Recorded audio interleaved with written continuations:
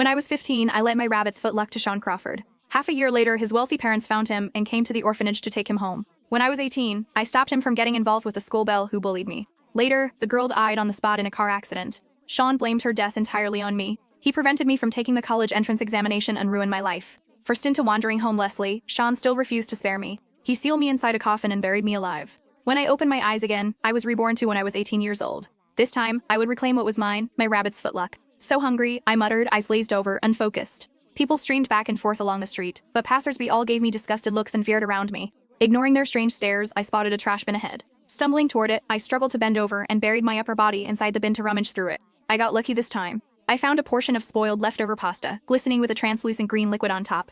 Without hesitation, I shoved it into my mouth. I had gone without food for 3 days, but the rancid pasta was hard to swallow. After only a few seconds, I cowed and pulled it down and vomited everything out. My stomach growled loudly and my eyes suddenly stung.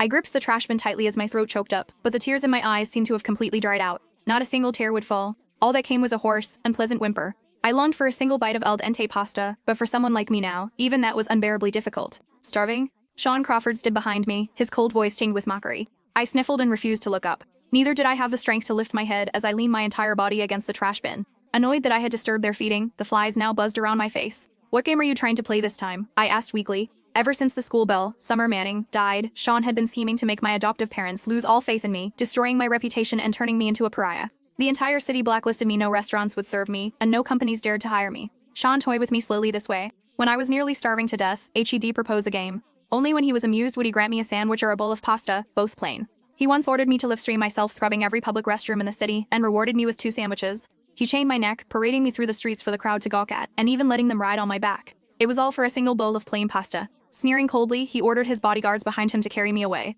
They roughly hoisted me by the wrists and dragged me away toward a van parked nearby. The searing pain from my feet scraping the ground had me bite down hard on my lower lip, drawing blood.